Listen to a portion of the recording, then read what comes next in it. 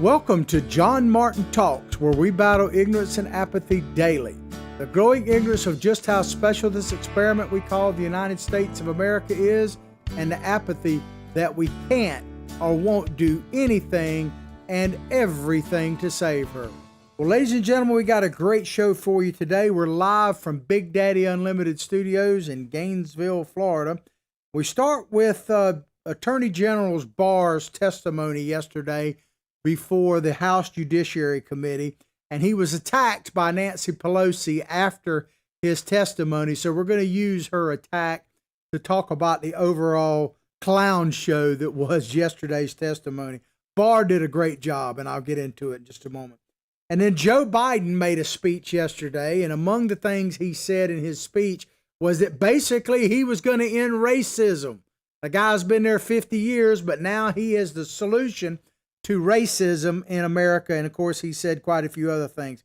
And then I'm going to update you on a story that I broke to you last week about China and an impending disaster there. So things are getting very critical there.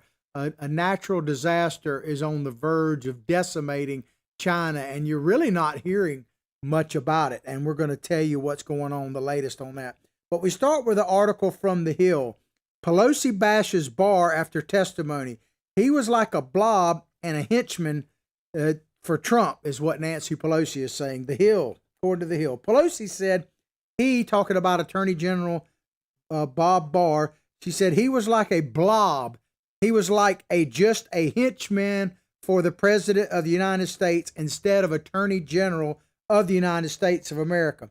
So Plastic Face herself, Nancy Pelosi, is body shaming. Isn't that what she's doing? She's body shaming Attorney General Robert Barr, who is a little bit portly, no doubt about that. But she's saying he was a blob. Isn't that a body shaming insult? I'm just asking for a friend. But Pelosi particularly targeted Barr over the administration's decision to send federal law enforcement officers to certain cities. Barr has defended the move. So basically, what we're talking about here, now they ask him if you could call it questions, and I'll get more into that in just a moment. But basically, they were talking to Attorney General Barr, they being the House Judiciary Committee, chaired by none other than the chief clown himself, Jerry Nadler. One of the things they asked him about was the use of federal law enforcement in places like Portland, and Barr defended that. Barr has defended the move to send officers to guard federal property in Portland, Oregon, amid protests that have at times turned violent. So they said at times, the article here is saying at times turned violent.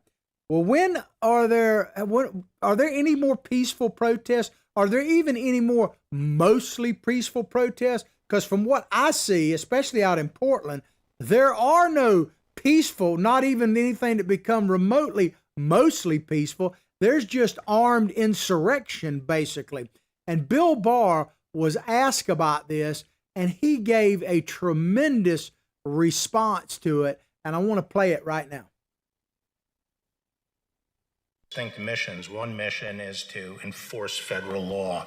And by the way, the federal government is the sovereign of the United States. We have two sovereigns here in the United States, and we enforce the federal law all over the country. Every square foot of the country, we enforce federal law. The other is protecting federal property, and specifically U.S. courthouses, which are the heart of federal property in all 93 jurisdictions in the United States. And we have the obligation to protect federal courts, and the U.S. Marshals specifically have been given that obligation. Federal courts are under attack. Since when is it okay to try to burn down a federal court?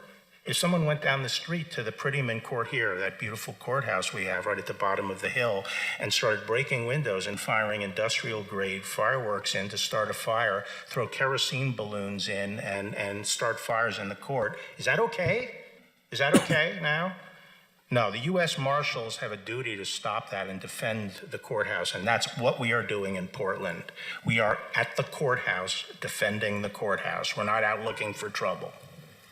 Thank you, General. And as far as weapons and devices that were utilized by the group of people, and you mentioned trying to destroy the courthouse. I mean, they were literally trying to burn it down, and apparently didn't give a hoot about the people that were occupied in the building as well. So people were in danger. That is absolutely right. So as far as the weapons that you mentioned, let me get this straight.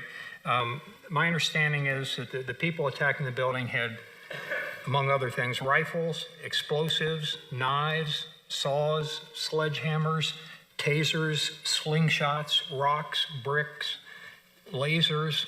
Have I missed anything, or does that about cover it?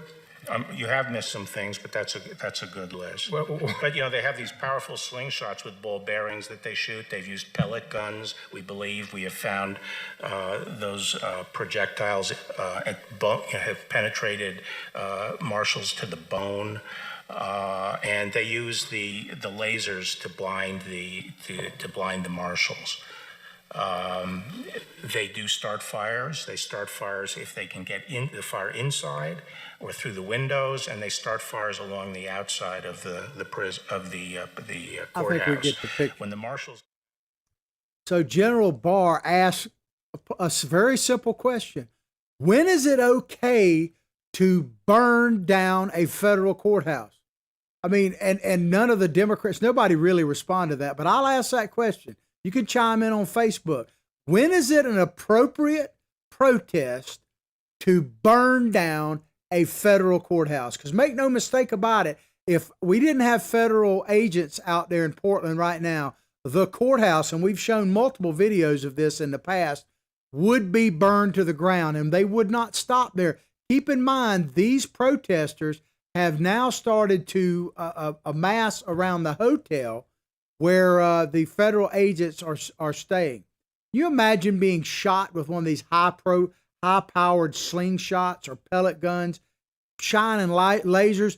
The Attorney General, in another part of the testimony, said that 3 federal agents right now with these high-powered lasers shined in their eye are facing permanent blindness.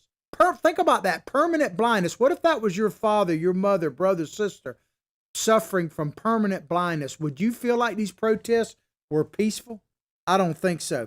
And Trey Gowdy said something on one of the shows I was watching last night. He actually, and I tried to find some video of it, but I couldn't. But anyway, Trey Gowdy said, what if Attorney General Barr, because he did such a great job yesterday, what if Attorney General Barr had been Donald Trump's pick from the very beginning? In other words, he had never picked the gentleman from Alabama.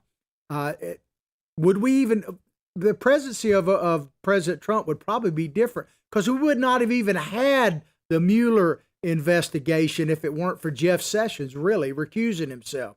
So that is an interesting question. We will never know. I do know this, and I was skeptical. I'll admit right now, I was skeptical of the choice of Barr for Attorney General, because he isn't, by definition, kind of a swamp rat. I mean, he has basically spent his entire career inside the Beltway in Washington. Keep in mind, he was Attorney General for President Bush. So he's been around a long time. So I was a bit skeptical that someone who's trying to drain the swamp would appoint a guy like Barr. I didn't know that much about him, just basically that he'd been there for a long time. And I was wrong. I'll tell you right now, I was, like Fonzie used to say on Happy Days, I was wrong. Attorney General Barr has been the most stellar pick, not only for Attorney General, but maybe of anyone in the president's cabinet. There's just no doubt about it. But Pelosi went on to say, she said, peaceful protests who we are and what we do. Peaceful protest is who we are and what we do. Really? Show me the peaceful protest, Nancy. Show me one peaceful protest that is currently happening right now. I'm not saying there might be some that are motivated by peace, but they've been hijacked. We'll talk more about that in a minute. And Pelosi said, and do some other people come along and try to disrupt it? Well, yes. Well, we know that to be a fact.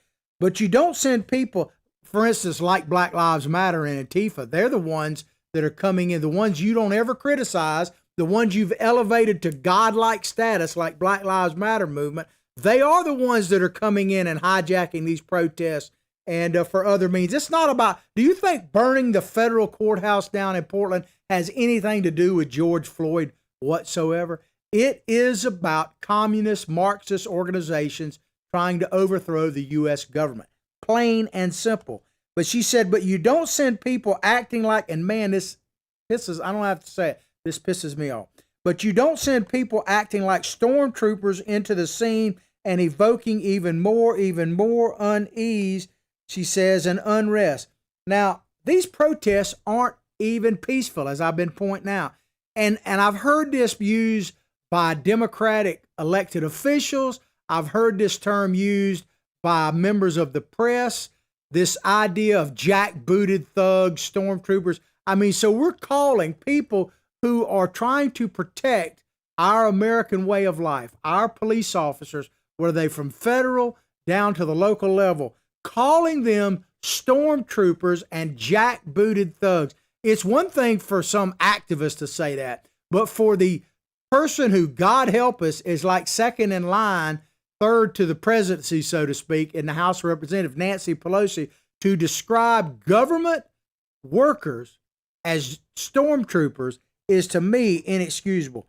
And as far as the protests, I've been saying this for the last few days and couple of weeks, and I want to keep saying it. If you're out there and you're trying to be a peaceful protester, you're still upset about what happened to George Floyd. I get that. I'm with you. I'm with you.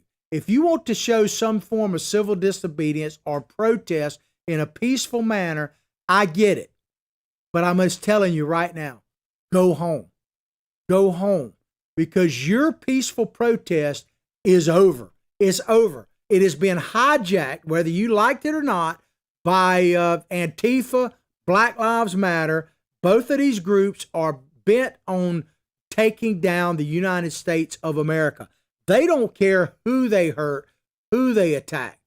So your peaceful protest is over. Just accept that. Because if you show up and try to start one of these, you know what's going to happen. If you do it one time and it happens, I could understand that maybe you just didn't understand. But if you go back the second time, then you're part of instigating, because at the very least, you're giving these people cover to commit atrocities against other American citizens.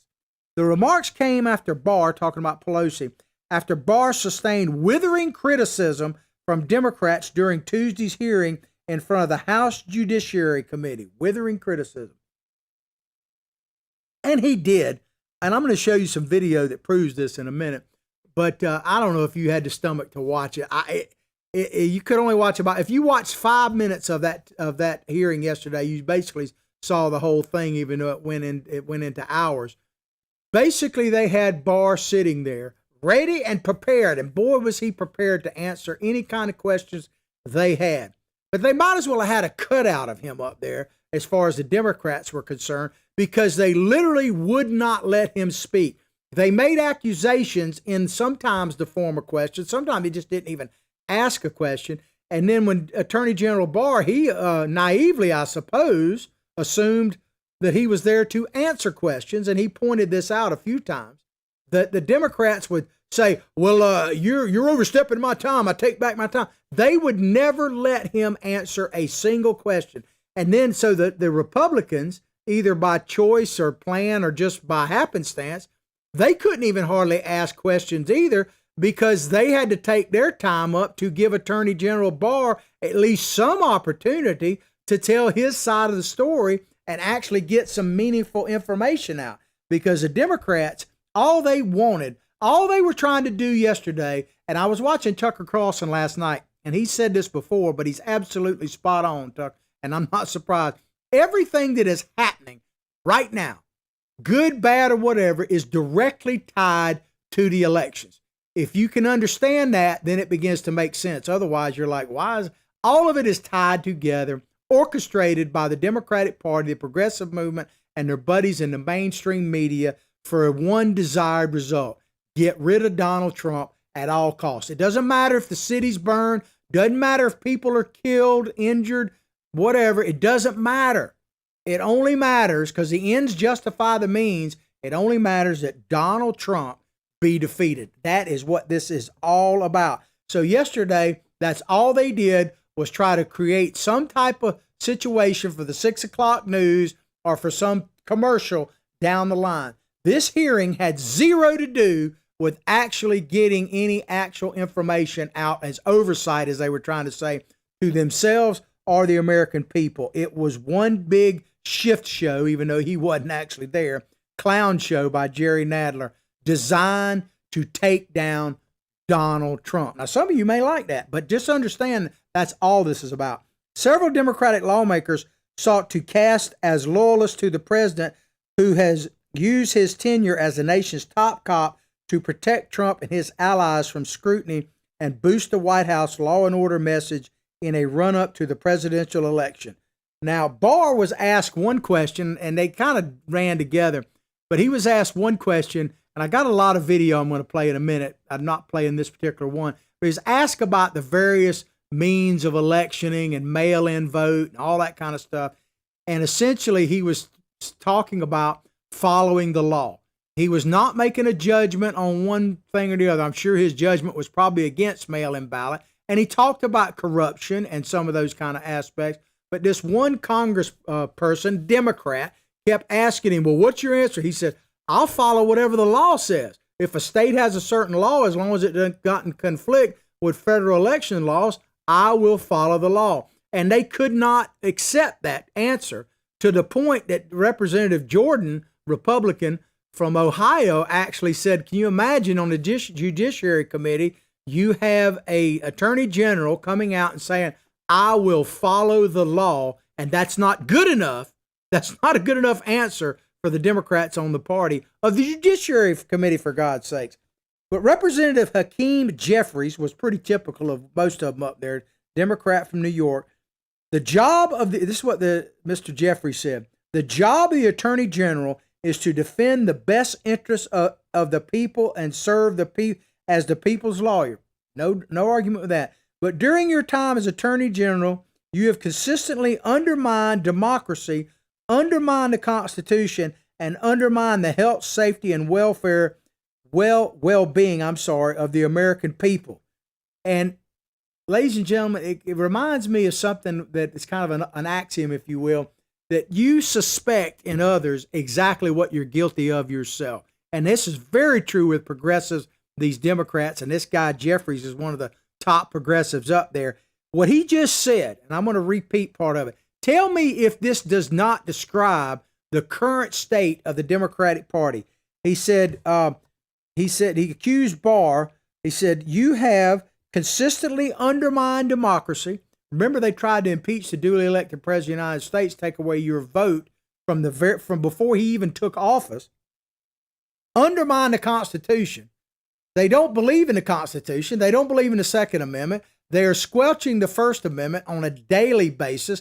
They don't believe you have a right to be a trial by face your accusers in a trial. They said that. They believe you're guilty until proven innocent. We saw that in the Kavanaugh hearings. Now and now you're just guilty, period. And so the Constitution and the Democratic Party are like oil and water. They don't go together. And he went on to say, and undermine the health, safety, and well-being of the American people. Who could say right now that is what is happening in every single Democratic-led major city in the United States, except for one? And Tucker Carlson again pointed this out last night. There's one city that's actually doing pretty well with all these rioters. That's Detroit. I'm as amazed as Mr. Carlson was. But if you look at their police chief, and I got to give their mayor credit, watch a little of that segment from last night. I don't have time to get into it right now. But basically what the gentleman said in Detroit was, because he learned when he was a high official out in L.A. in the police department, you can't give these people an inch. You can never retreat, never surrender. And boy, that is true of the progressive movement in general. You can never give them an inch. But the safety, well-being of the American people, tell me out right now how any Democratic-led city, aside from maybe Detroit, is actually being led for the benefit and well-being of the American people, health and safety. It seems to me that Donald Trump is the only one.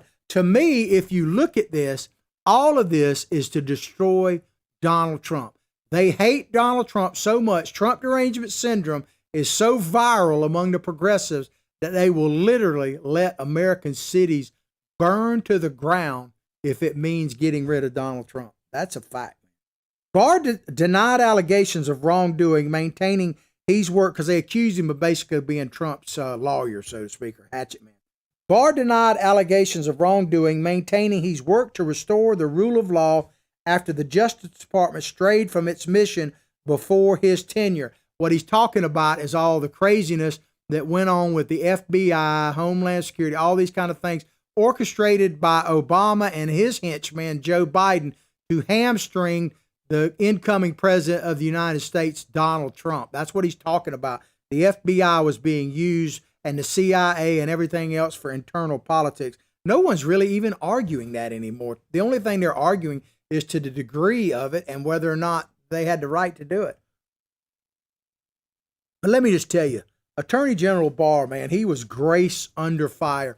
I don't know how he did it, man. I got to tell you, I'd be hard pressed to sit up there. Maybe that's why I won't get the chance. I'd be hard pressed to sit up there and take it, the load of BS, a load of crap. Like, for instance, this guy, Representative Hank Johnson, was one of the ones that questioned him. Do you know who Hank Johnson is? He's a representative from Georgia, and he's very famous for one particular thing. We're going to play the video in just a minute. But I don't think I could answer a single question, because my first question would be, hey, aren't you that Guam guy? If you know what I'm talking about here in just a second, let's play this video. This is Hank Johnson. This is not fake. This is not a cartoon. This is not a caricature. This is a real House of Representative Democrat from Georgia asking an admiral about expanding bases on Guam and his greatest fear of what will happen to that island nation. Check it out. My fear is that the whole island will become so overly populated that it will tip over and capsize. We don't anticipate that. Like that thing said, whoo, that's real. Can you imagine that? You see the look on that admiral's face? It's like, well, we don't anticipate that. So this guy is literally, I mean, you can't make this up. He's actually worried that an island will get so populated that it'll roll over like an inflatable raft in a swimming pool. I mean, and these are the guys that are asking questions of Attorney General Barr. And to me, it doesn't even matter what question that guy asks. He's always going to be the Guam guy to me. And then it gets even better, ladies and gentlemen.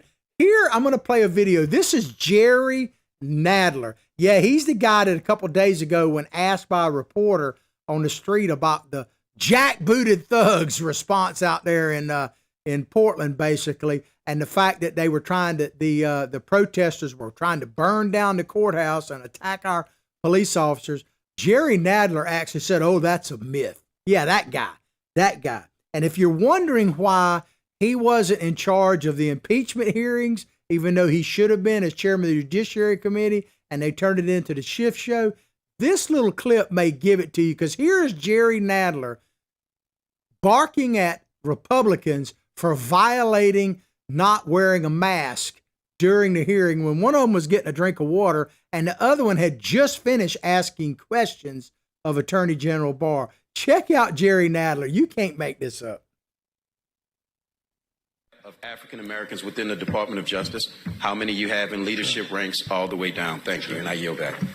The gentleman yields back. I would remind Mr. Jordan, Mr. Biggs, and Mr. Johnson to stop violating the rules of the committee, to stop violating the safety of the members of the committee, to stop holding themselves out as not caring by refusing to wear their masks. Can we get the picture?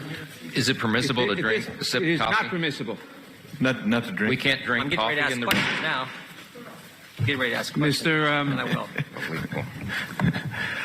Mr. Gates is recognized. No. He went. He went, and that's why I took off my mask, Mr. Chairman. It's my turn. I'm going to go. Okay. Mr. Jordan is recognized. Mr. Attorney General, let's clear up a few things. That's good. So Nadler is sitting there bemoaning the Republicans for not wearing a mask. Keep in mind, one of them was drinking water, so he pulled his mask down to drink water. The other one had literally just finished asking questions of Attorney General Barr, and he was going to put his mask back on. And Nadler has his mask down below his chin, and he's berating these people for violating the rules about mask. I mean, this guy, well, I guess he was stuffing hot dogs down his thing. And it gets even better, man. It gets even better. Nadler is sitting there. Keep in mind in this, the meeting started about 45 minutes to an hour late because Nadler was involved in some type of car wreck on the way there. He wasn't hurt. I don't know all the details, but he was late getting the meeting. So Attorney General had been sitting there for almost an hour waiting on the meeting to start. Then he'd gone through 4 or 5 hours of testimony, and he simply asked, can he take a 5-minute break? Now, knowing the age of Attorney General Barr and the fact he'd been sitting there, my guess is he had to take a leak, but he wasn't going to say that on national TV. I said it because I guarantee you I would have in that length of time. But here he just simply politely asked that. Listen to Jerry Nadler and this exchange. You talk about petty and ignorant and just clown show. This sums up the whole meeting, really. Sorry, Mr. Chairman, could we take a 5-minute break? Dean is recognized. Could we take a 5-minute break, Mr. Chairman? No. That's a common courtesy, Dean is Chairman, recognized. of every witness. I waited an hour for you this morning. I haven't had lunch. I'd like to take a 5-minute break. Mr. Attorney General, we are almost finished. We're going to be finished in a few minutes. Otherwise, we can certainly take a break, but You're class act. okay. Yeah. Class act. After this, Class if you act. still I want, love we'll that. have a That's break. good enough. No, he wants a break now. He says he tells Attorney General Barr, man, tells Jerry Nadler, you're a class act. You won't even, I mean, you know what he really wanted to do is say, you won't even let me go to the bathroom, man. How about if I come up there and pee in your mask? That's what I would have wanted to tell him. Can I borrow your mask for a minute? You know, that thing, look, you ain't using it. Can I use your water glass or something?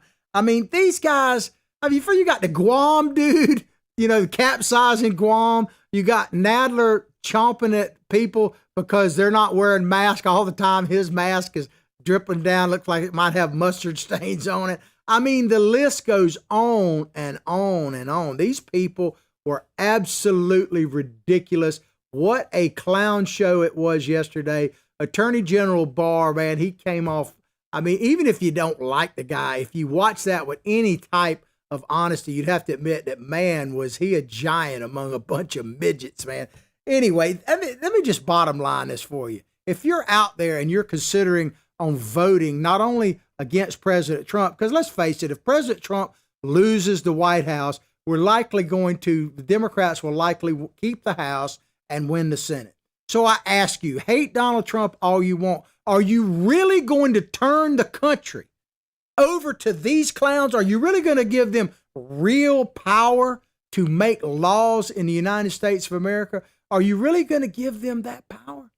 Because, man, they can't even, these are people, and of course, they're going to be people to vote because this guy, like I said, this Johnson fellow with the Guam flipping over, he's been reelected, I think, 2 times since he asked that question. So I guess anything is possible, man. It shocks me. There's a lot of, it's one thing to be crooked, but it's another to be and still vote for the guy, maybe because he's your crook. But to vote for someone that is so blatantly stupid, not ignorant, just absolutely stupid, that they think that Guam is going to capsize, and he's still in the U.S. House of Representatives, it can scare you to your soul, that's for sure, man. You know, but the next we're gonna move on because I could just go on and on about the idiots up there. And my God, are we really prepared to give the country over to these ship of fools? Maybe we'll capsize if we do, for sure.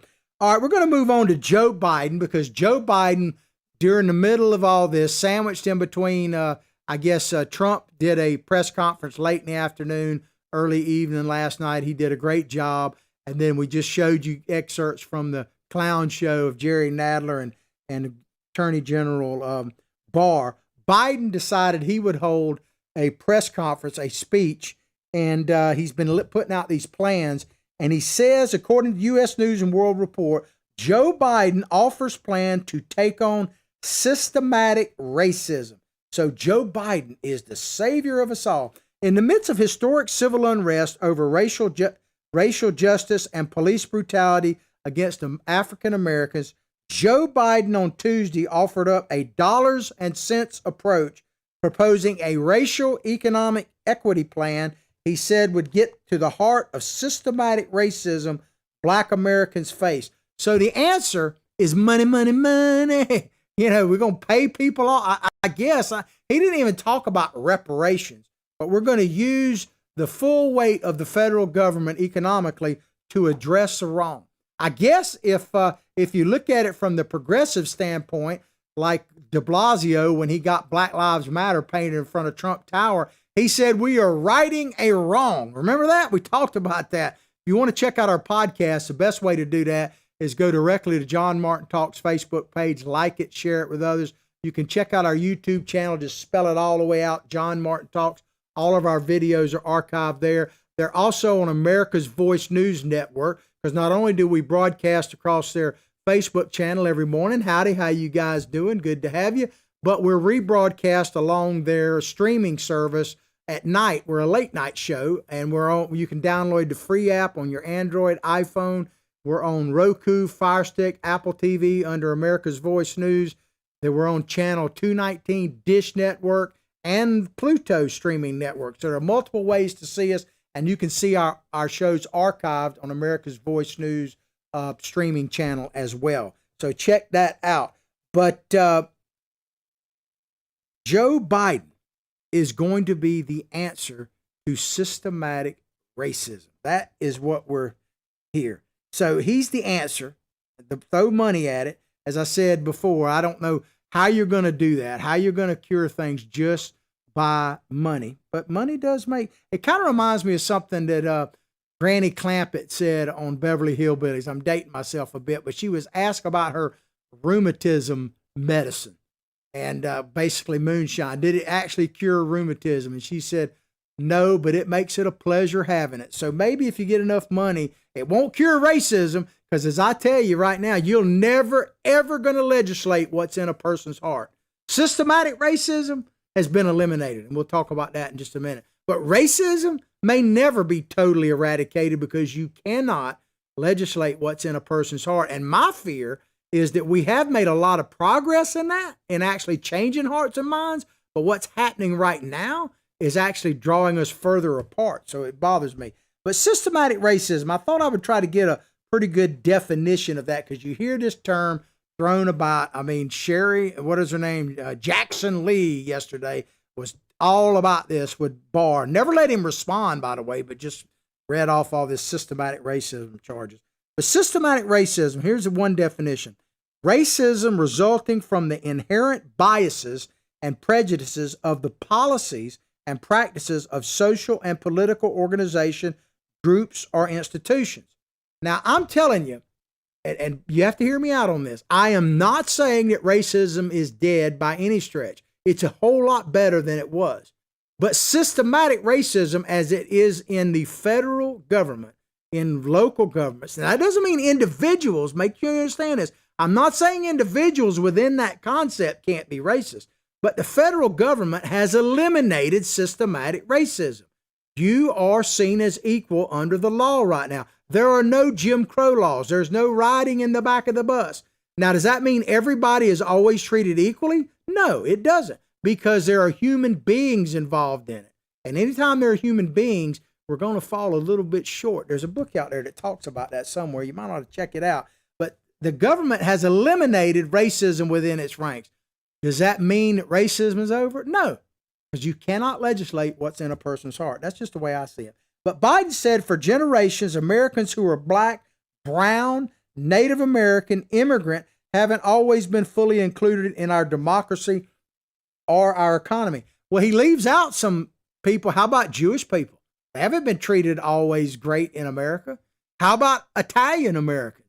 How about Irish Americans, for God's sakes? I mean, Irish Americans were treated like dirt in many parts of our country, especially in places like Boston and New York City.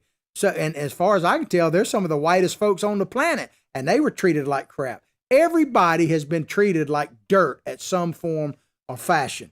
Now, I'm not saying that African Americans and Native Americans especially, I mean, we literally have wiped out their civilization So, I mean, this idea that one group has been treated worse than the other, I would actually say probably Native Americans have been treated worse than any other group because literally they were happy, pretty much happy here, and we destroyed them. So, I'm not condoning it. I'm just stating a fact. So this idea that one group has been more oppressed. Now, Black Americans have definitely had their share of oppression. I am not, and as far as slavery, I think you can make a case that of non-Native Americans, the black race has been probably treated worse than any other. Maybe the Chinese out west were somewhat equivalent to it. But here's the problem I have with it. First of all, go back to systemic racism. You cannot legislate what's in a person's heart. Government can't change what's in people's hearts and minds. I think government has done about all it can as far as making sure that within the government, there is no racism. Doesn't mean there aren't racist people in the government. But and I got that issue. The second issue is the messenger here, Joe Biden. Yeah, Joe Biden, that guy. He's been up there. I mean, he's got a checkered past when it comes to racism, period. And we'll talk more about that in a minute. But he's been there for 50 years. Either as a senator or a member of the vice presidency. 50 years. He's had a chance to do this. If anything, he's worked. We saw this with Kamala Harris brought it out in the debates. If anything, Joe Biden has worked with white segregationists hand in hand. But the idea that he now is the solution for Black America is totally ridiculous. You can hate Trump all you want, but Joe Biden is, if your issue is systemic racism against Black Americans, Joe Biden is the last person you would ever want to put up there. It's just, show me where I'm wrong. Please chime in and tell me show me one thing that Joe Biden has done in his legislative career that is of benefit to any Americans, really, but Black Americans particularly. It isn't out there, but I'm willing to listen to it. Recalling conversations, back to what Biden said, recalling conversations he had with faith leaders in that city last month, Biden said, there's just that sense that the deck is stacked. The common theme was, how do we break the cycle? In good times, communities of color still lag. In bad times, they get hit first, and the hardest in the recovery take the longest to bounce back. And he may be right about that. But guess who was in the process of solving that when all this pandemic, as you guys like to tell me it is, started? It was none other than President Trump. President Trump was solving that. He was dealing with that. Remember Bob Johnson, the guy, the founder, the first Black billionaire, the founder of BET, said that Donald Trump was basically a godsend to the Black community. He was bringing the light to areas of darkness that had never seen the light before. And he defended Donald Trump a big time. But as far as what's happening right now, what's going on during this pandemic, whatever, crime is up everywhere. Is that Donald Trump's fault? Really? How about some of the consequences of what's going to happen after this pandemic if we adjust to it, which eventually we will, either through a cure or just adjusting to it. Let's take, for instance, this topic of working from home, and I'm painting with a broad brush, but I think you'll understand what I'm coming from. There's going to be a permanent work from home situation. That's one of the things going to come out from this. More and more people are going to work from their home, telecommute, that kind of thing. Who is going to have the least opportunity to do that? Probably minorities. Probably people with lower education. Now, I'm not saying all minorities, that's not what I'm saying. But statistically, it shows that, right?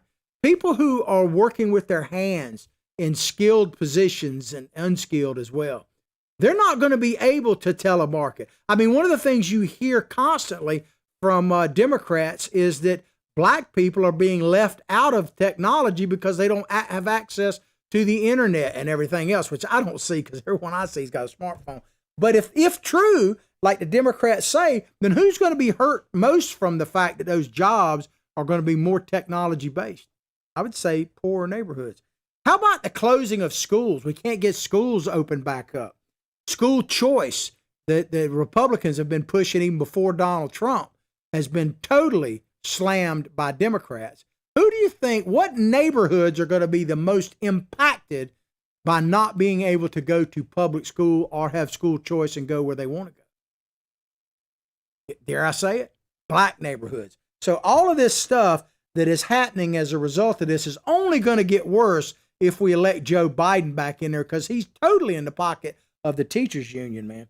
But Biden wants to spend or leverage hundreds of billions of dollars in federal funds to support entrepreneurs of color. As I said, what about President Trump's already done this or been doing this? Bob Johnson, as I said, he was praising just last year President Trump's enterprise zones, which were put in by a black Republican member of the Senate from Tim Scott, I think's his name, from South Carolina, put that in these enterprise zones that reinvest capital, encourage tax breaks into poor areas, especially places of color, predominantly black neighborhoods. Bob Johnson was praising that. You know who is opposed to that? Who wants to do away with this? We did a story on it last week. None other than Ocasio-Cortez, the right hand or left hand, however you want to look at it, to Joe Biden. She's opposing these types of stuff. And Biden has already come out and said one of the first things he's going to do is repeal the Trump tax plan, which then would take money away from, guess what? Enterprise zones in black neighborhoods. So Biden ain't your friend. Trust me on that. But it says that Biden's plan would ensure affordable housing and tripling federal contracting, with small disadvantaged businesses going from 5% federal contracting dollars to 15%. Anyway, so it says that the proposal also includes $30 billion for a small business opportunity fund to support businesses run by black, Hispanic, and Native American executives. So let me ask you, if you're a black, Hispanic, or a Native American executive, do you trust the Democrats? Do you trust Joe Biden? Based on what? Based on what? You know, Joe Biden is no friend to people of color. I don't know how he feels about Native Americans. I don't know that I've seen a comment on it. But his career shows everything but being friendly to African Americans, period. It just does. And the Democratic Party is the party of slavery, is the party of Jim Crow, is the party of the Trail of Tears, for God's sakes.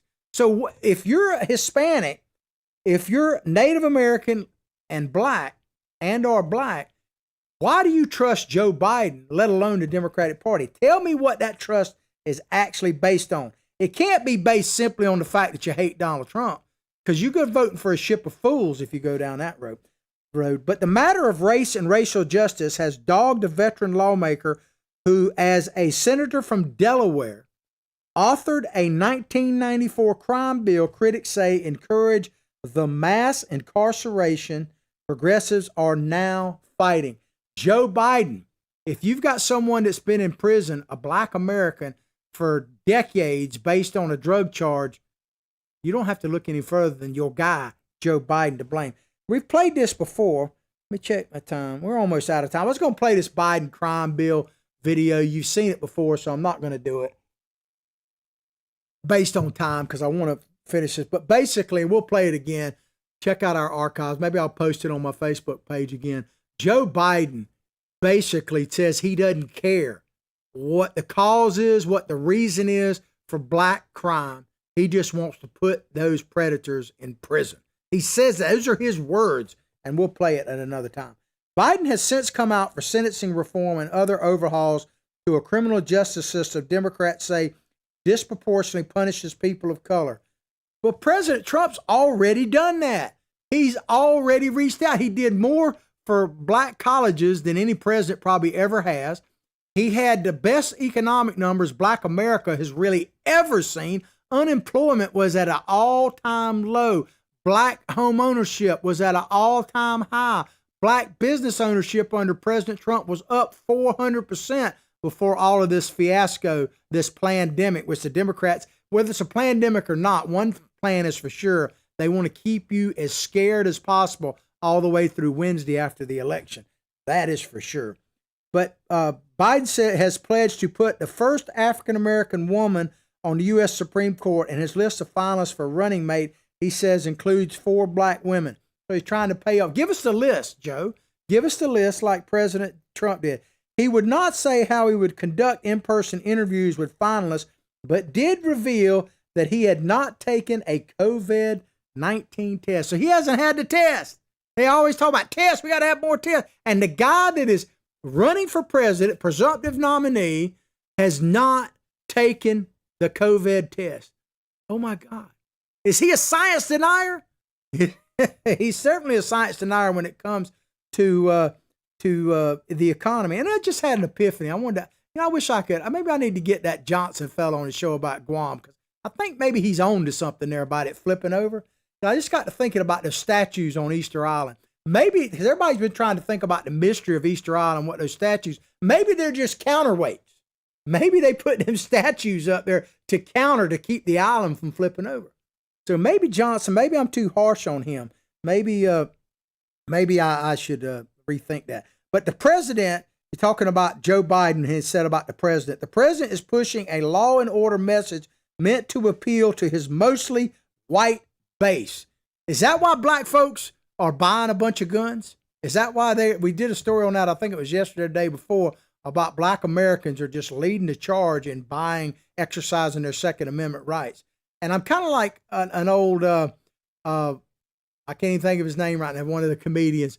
He said that about black Americans and fear. And he asked if they were, when they're getting their money out of ATM, were they looking for Ted Koppel over their back? So black Americans, if you're buying a lot of guns out there, who are you protecting yourself from? Criminals, right? It don't matter what color they are. It's not really about police officers. It's not really about white supremacists. It's about worrying about some idiots taking it from, downtown to your hometown. So I'm all for you when it comes to all that, man. But as I say, let's see how much time. We only got like a minute left. I want to bring you this thing very quickly. It's an article out of Breitbart, and you really need to check it out because this getting real serious over there with flooding in China. We're about to have a catastrophe over there that could impact 400 million people. They're having this situation. It has nothing to do with climate change, by the way. It has to do with a natural phenomenon based off of solar flares that happen about every 300 years. I just want to read you this last part here. And this is this expert on it, Mr. Kennedy, pointed out that if the Three Gorges Dam fails, the 100-meter tidal wave it releases will be moving at well over 60 miles per hour and would hit the first major city, first of many, below the dam in less than 30 minutes. And that city has a population of roughly 400 million people. You need to check this out. Look at Breitbart. It's got a good coverage of this story. You won't find it much anywhere else. I'm going to keep you posted. We need to pray for the people of China, because I guarantee you their communist leaders aren't. They're praying it doesn't happen to save their butt. But China is on the verge of one of the greatest catastrophes in the history of the world, and it's imminent. I hope it doesn't happen, but it certainly seems like it is going to. Hope you've enjoyed the show as much as I've enjoyed bringing it to you. Please go directly to John Martin Talks Facebook page, like it, share it with others. Check out our sponsor link up there in the description on the Facebook page. You can help yourself and help me at the same time. I'll pray for your family. You pray for mine. Let's all pray for this great nation. But above all else, like I say each and every day, from my heart, from my family to yours, have a blessed day.